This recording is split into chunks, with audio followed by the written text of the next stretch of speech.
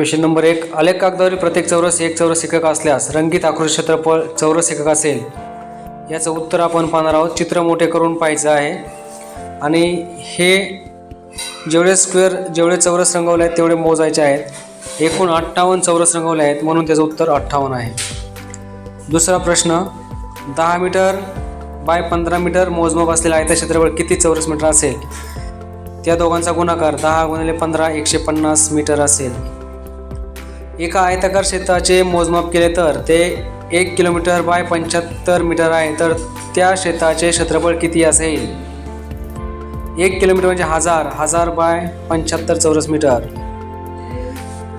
प्रश्न 14, प्रत्येक बाजूची लांबी मीटरमध्ये असलेल्या खालील आकार क्षेत्रफळ काय असेल? सूचना, चित्र मोठे करून पाहायचं आहे.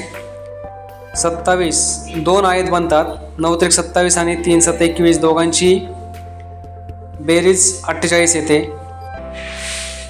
चुकी बरोबर ती निवडा. एका चौरसाकृती क्षेत्राची परिमिती 28 किलोमीटर आहे, तर त्या क्षेत्राचे क्षेत्रफळ 28 चौरस किलोमीटर असेल. चुकी बरोबर.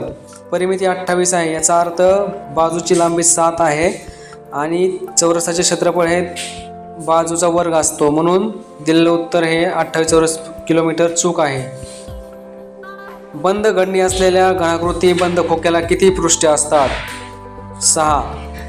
चुकी बरोबर ते ठरवा. वृत्तचिती आकाराची द्विमिती घडणी ही घनाकृती सारखीच असते.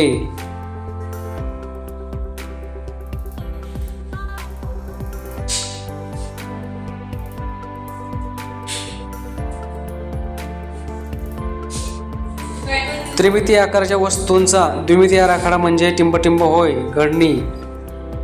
खालील आकृतीत दिसणारे दृश्य कोणत्या त्रिमितीय आकृतीची समोरील बाजू दर्शवते? यापैकी घन. कोणत्या त्रिमितीय आकाराच्या घडणीमध्ये 2 वर्तुळे आणि 1 आयत यांचा समावेश असतो? दंडगोल. सोबत दिलेल्या चित्रलेखात क्रिकेटच्या सामन्यात 3 गोलंदाजांनी केलेल्या गोलंदाजीचे वर्णन दिले आहे. एक चित्र म्हणजे 6 चेंडू असे प्रमाण लक्षात घेतल्यास अहमदने एकूण किती चेंडू टाकले? अहमदने किती चेंडू टाकले? तर 18 चेंडू टाकले, कारण 3 चेंडू म्हणजे 6 × 3 18.